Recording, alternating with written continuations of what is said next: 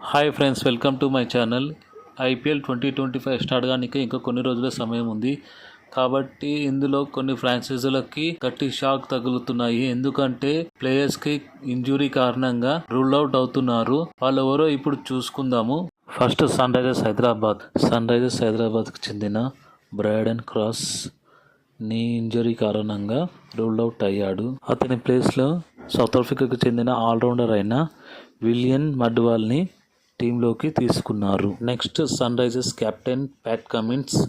అతను champion trophy కూడా ఆడలేదు. చాలామంది ఐపీఎల్ ఆడతాడో ఆడరో అనుకుంటున్నాడు, కానీ అతను ఐపీఎల్కి ఫుల్ ఫిట్గా ఉన్నానని అనౌన్స్ చేశాడు. సెకండ్ టీం వచ్చేసి ముంబై ఇండియన్స్లో అల్లా కజాఫర్ రూల్ అవుట్ అయ్యాడు. ఎందుకంటే బ్యాక్ ఇంజురీ కారణంగా అతను రూల్ అవుట్ అయ్యాడు. అల్లా కజాఫర్ ప్లేస్లో ముజబిల్ రెహమాన్ని టీంలోకి తీసుకున్నారు. ఇతను ఆఫ్ఘనిస్తాన్ చెందిన స్పిన్నర్. నెక్స్ట్ అదే టీంకి చెందిన లీజెట్ విలియమ్స్. ఇతను కూడా ఇంజురీ కారణంగా రూల్ అవుట్ అయ్యాడు.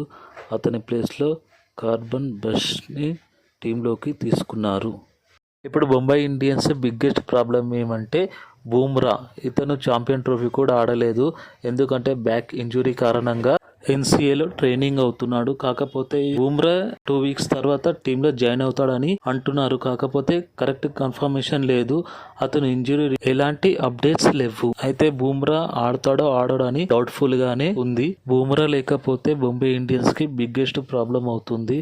నెక్స్ట్ ముంబై ఇండియన్స్ కెప్టెన్ అయిన హార్దిక్ పాండ్యా. కాకపోతే ఇతనికి ఏం ఇంజురీ లేదు. 2024 ఐపీఎల్ లో ఇతను స్లో ఓవర్ కారణంగా ఒక మ్యాచ్ మిస్ అవుతున్నాడు. నెక్స్ట్ టీం వచ్చేసి ఢిల్లీ క్యాపిటల్స్. ఈ టీంలో హరి బ్రూక్ రూల్ అవుట్ అయ్యాడు. తనకి ఎలాంటి ఇంజురీ లేకపోయినా కానీ పర్సనల్ రీజన్ వల్ల అతను ఐపీఎల్ 2025 ఆడలేనని ప్రకటించాడు. ఈ నిర్ణయంతో అతను భారీ మూల్యం చెల్లించుకోబడతాడు. ఎందుకంటే ఐపీఎల్ 2025 రూల్స్ ప్రకారము అతను 2 years బ్యాన్ చేయబడతాడు. బీసీసీఐ కొత్త రూల్ తీసుకొచ్చింది ఐపీఎల్ గురించి. అదేంటంటే ఏ ఫారెన్ ప్లేయర్ అయినా సరే ఎలాంటి ఇంజురీ లేకపోయినా ఐపీఎల్ స్కిప్ చేస్తే అతనికి 2 years బ్యాన్ చేయబడతాడు. కాకపోతే బీసీసీఐ ఇంకా ఏం డిసిజన్ తీసుకోలే.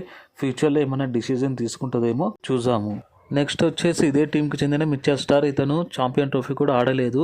ఎందుకంటే ఫస్ట్ ఏమో పర్సనల్ రీజన్ వల్ల ఆడనని ప్రకటించాడు. తర్వాత ఇంజురీ కారణంగా ఆడతలేదని. కాకపోతే అతనే అనుకుంటున్నాడంట 2025 ఐపీఎల్ నుంచి కంబ్యాక్ చేద్దామని అనుకుంటున్నాడు. ఇతని వల్ల ఢిల్లీ టీంకి అయితే ఎలాంటి ప్రాబ్లం లేదు. ఇదే టీంకు చెందిన కేఎల్ రాహుల్ క్యాప్టెన్సీ రిజెక్ట్ చేశాడనే విషయం తెలుస్తుంది. ఎందుకంటే అతను పూర్తిగా బ్యాటింగ్ ఫోకస్ చేద్దామని అనుకుంటున్నాడు. కేఎల్ రాహుల్ క్యాప్టెన్సీ రిజెక్ట్ చేయడంతో అక్షర్ పటేల్ ని కెప్టెన్ గా ప్రకటించారు.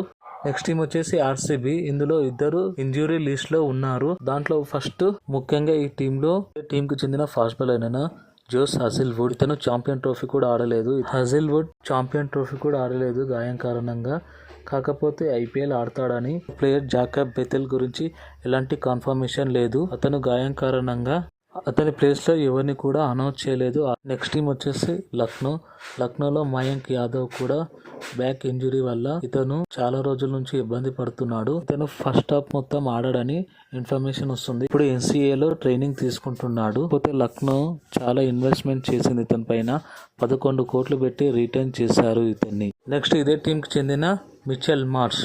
ఇతను బ్యాక్ ఇంజురీ కారణంగా ఛాంపియన్ ట్రోఫీ కూడా ఆడలేదు. కాకపోతే ఇతను లక్నోకి ఆల్రౌండర్ గా ఆడను, ఓన్లీ బ్యాట్స్మెన్ గా ఆడతానని ప్రకటించాడు. ఇతని వల్ల లక్నోకి అయితే కలిసి వచ్చే అంశం ఇది. నెక్స్ట్ టీం వచ్చేసి కోల్కతా ఇద్దరు ఇంజరీ లిస్ట్ లో ఉన్నారు. ఫస్ట్ వచ్చేసి నోకియా. బ్యాక్ ఇంజురీ కారణంగా ఛాంపియన్ ట్రోఫీ కూడా ఆడలేదు. కాకపోతే కోల్కతాకి ఎలాంటి తన బ్యాక్ ఇంజురీ గురించి రూల్ అవుట్ కూడా చేయలేదు అతన్ని. అలాగే ఇంకొక ఫాస్ట్ బౌలర్ ఉమ్రాన్ మాలిక్. ఇతను కూడా ఎన్సీఏలో ట్రైన్ అవుతున్నాడు బ్యాక్ ఇంజురీ వల్ల. కాకపోతే కోల్కతాకు ఇద్దరు ఫాస్ట్ బౌలర్ ఆడతారో ఆడరో డౌట్ఫుల్ గానే ఉంది.